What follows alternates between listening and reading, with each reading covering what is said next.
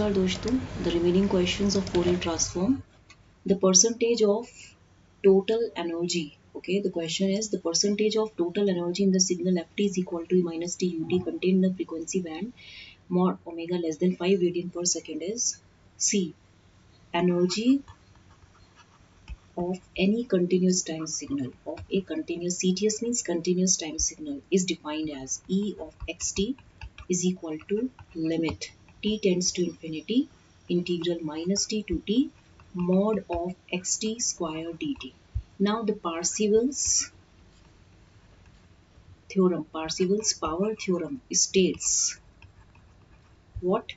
That integral minus infinity to infinity magnitude of mod of xt square dt is equal to 1 upon 2 pi integral minus infinity to infinity mod of x omega square d omega. Now xt having Fourier transform as x of f, right?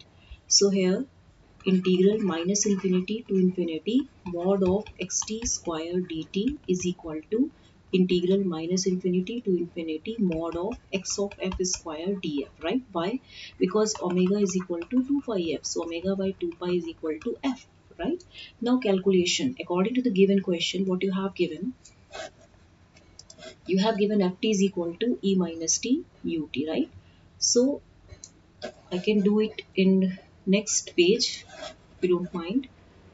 Okay. Okay. In next page the question is E minus t ut. Next page I'm solving it. Okay.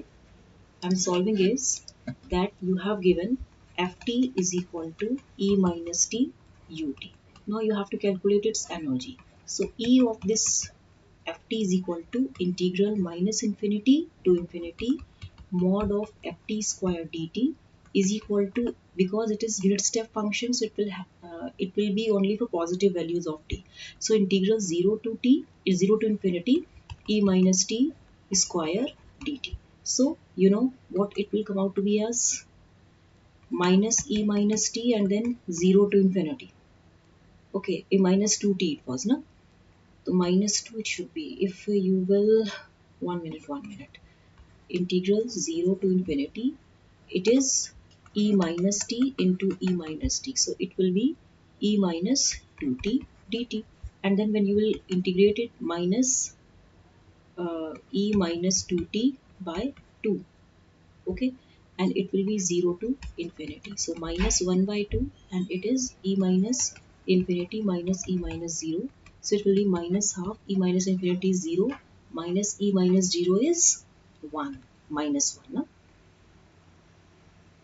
ठीक है, right, जो भी है ये minus 0 is 1 जो भी है, क्योंकि या e minus 0 is what? E minus 0 is 1 upon e0, so 1 upon 1 is 1, so this is 1 by 2.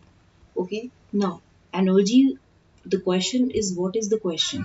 First of all you have to understand the question. Question is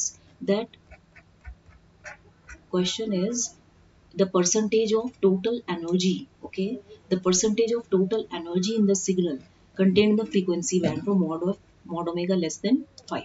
So what you have to do, uh, now energy, you are calculating energy ef for mod omega less than equal to 5 will be 1 upon 2 pi integral minus 5 to 5 1 upon 1 plus omega square d omega. So it will be 1 upon 2 pi, this is tan inverse omega minus 5 to 5. So it will be 1 upon 2 pi, right? So it will be, sorry, 2 by 2 pi, and it will be tan inverse omega 0 to 5, integral tan inverse, sorry, d by dx of tan inverse x is 1 by 1 plus x square, right? So जब हम इसका integral लेंगे तो tan inverse x होता है. अब यहाँ क्योंकि -5 to 5 है तो हम इसको ट्वाइस इंटीग्रल 0 to 5 कर सकते हैं. So this will be equal to 1 upon pi tan inverse 5 minus tan inverse 0. So it will be equal to how much when you are going to calculate it? It will be equal to 1 by 1.37 by 5. Please इसको calculator से निकालिएगा, ये gate का question है. तो यानी कि percentage of energy contained, percentage of energy contained will be, it will be 0.437. Okay, and जो आपने अभी ये जो एनर्जी निकाली mod omega less than equal to 5 के पीरियड में अपॉन जो पिछली एनर्जी आई कितनी आई 1/2, तो ये डिवाइडेड बाय 0.5, ठीक है, this is into 100, so this will be equal to 87.433%। मतलब आपने क्या निकाला, EF for mod omega less than equal to 5 जो आपने निकाला, एंड डिवाइडेड बाय EF जो आपका नॉर्मल आया, दैट मीन्स किस में आया आपका ये 0 टू इन्फिनिटी के बीच में जो आया, फॉर 0 टू इन्फिनिटी के बीच में, इसका आपको एनर्जी परसेंटेज निकालना था, राइट। तो ये हो गया। अच्छा, अब नेक्स्ट क्वेश्चन है आपका, तो इसका जो आंसर आएगा वो होगा 87.433%। इसे अपनी कॉपी में जरूर करिएगा। नेक्स्ट क्वेश्चन है आपका, the spectrum of xt shown in the figure which of the following statements are true. See, ये आपको दिया हुआ एक्स ओमेगा, अब इसको कैसे करेंगे, देखिए फोरियर ट्रांसफॉर्म, फोरियर ट्रांसफॉर्म, ये देखो ये 0 है, ये एक्स ओमेगा, ये आपको इम्पल्स फंक्शन का दिख रहा है ना। Fourier transform of 1 is given as 1 2 pi delta omega, तो 1 अपॉन 2 पाई, इसका जो फोरियर ट्रांसफॉर्म होगा डेल्टा ओमेगा होगा, तो यानी कि 1 upon 2 pi e to the power j omega naught t, and इसका हो जाएगा delta of omega minus omega naught, ये हो जाएगा।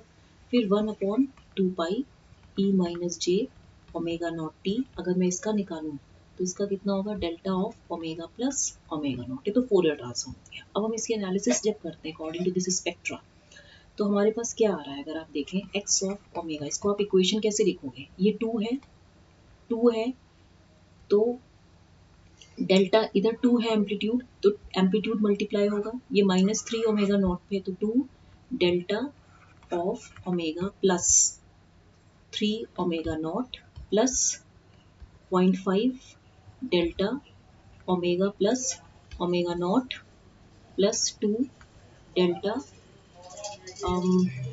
ओमेगा, क्योंकि ये 0 पे था, आप जस्ट रीड करें इक्वेशन को, प्लस 0.5 डेल्टा, क्योंकि ये किस फ्रीक्वेंसी पे, ओमेगा नॉट पे, तो delta omega minus omega not, and plus twice delta omega minus 3 omega not, ठीक है। अब इसका IFT निकालेंगे, जब हम इसका IFT निकालेंगे, इनवर्स फोरियर ट्रांसफॉर्म, तो XT कितना हो जाएगा, जैसे आपने निकाला ना, ये देखिए 1 upon 2 pi e to the power j omega naught t is equal to delta omega minus omega naught, तो इसका IFT क्या होगा, amplitude 2 upon 2 pi, right, e to the power minus j thrice omega naught t plus 0.5 by 2 pi e minus j omega naught t plus 2 by 2 pi 1 plus 0.5 by 2 pi e to the power j omega naught t, ठीक है, plus 2 by 2 pi e to the power j 3 omega naught T, ये होगा। अब आप इसमें क्या करेंगे, ये वैल्यू होगी 1 upon pi and plus 2 upon pi, अगर आप देखें इसमें e minus j 3 omega naught t and e to the power j 3 omega naught t, ठीक है। अगर आप इसको सॉल्व करेंगे तो कैसे निकलेगा क्वेश्चन, आपको निकालना पड़ेगा ना, देखिए मैं बताती हूँ। यहाँ तो ये 1 अपॉन पाई आ गया, अब ये 2 अपॉन पाई की बात कर रहा है, दैट मीन्स कि मैं इसको ऐसे सॉल्व कर सकती हूँ, 2 अपॉन 2 पाई, पहले तो आप कॉमन ले लो, e to the power minus j 3 omega naught t plus e to the power j 3 omega naught t, ठीक है, ये कैंसिल हो गया। फिर plus 0.5 by 2 pi e to the power minus j omega naught t plus e to the power j omega naught t, तो इसको जब हम सॉल्व करेंगे तो ये वैल्यू कितनी होगी, 1 upon pi plus 2 by 2 pi, इसकी वैल्यू कितनी होगी आपको पता है, cos j theta is equal to e to the power j theta plus e minus j theta by 2 होता है, तो ये 2 इससे साथ मल्टीप्लाई हो जाएगा, तो हो जाएगा 2 into cos j 3 omega naught t, sorry j नहीं आएगा। फिर यहाँ पे भी 0.5 by 2 pi into 2 cos omega naught t, आप इसको फर्दर सॉल्व करेंगे तो ये वैल्यू हो जाएगी 1 अपॉन पाई प्लस 2/पाई, क्योंकि ये तो कैंसिल हो गया, cos 3 omega naught t and plus 1, 2 5 जो 10, 1/2 पाई cos ओमेगा नॉट टी। इससे क्या पता चलता है कि ये जो आपका फंक्शन एक्स टी है, क्योंकि it is containing all positive values, it is containing the cos function, तो ये एक्स टी रियल है, ये x T is real and it is even. तो इसका जो आंसर होगा फर्स्ट होगा, अगर आप देखो तो यही आंसर है। तो कितना सिंपल क्वेश्चन है, आपने देखा, you have to write the equation, it all this equation is in the form of the impulse function, a series of impulse functions at the various respective frequencies, and then you have to take their inverse transfer, Fourier transform, and then you have to simplify it, right? Next question है, तो ये complex भी नहीं है, even भी नहीं है, ये एक्स टी जो है, एक मिनट रुकिए, इसके दो आंसर्स होंगे, सिग्नल एक्स टी रियल भी होगा, इवन भी होगा, और इसका फर्स्ट ऑप्शन भी होगा। नेक्स्ट क्वेश्चन है द DTFT। DTFT होता है discrete time Fourier transform of signal FN, ABCD is F omega. तो inverse DTFT of F omega minus pi is, अब इसके लिए देखिए, if DTFT right of a signal, मान लीजिए जो FN है, अगर इसका FN है, इसका जो DTFT है वो आपका F ओमेगा है, तो इसमें e to the power j omega naught n f of n, this is equal to f of omega minus omega naught हो जाएगा। अब हमें FN फंक्शन क्या दिया है, हमें FN दिया है A B C D, तो इफ FN इसका DTFT f ऑफ ओमेगा है, तो यहाँ पे देखिए e to the power j pi n Fn, इसकी क्या वैल्यू होगी, e to the power j omega n Fn is equal to omega minus omega not.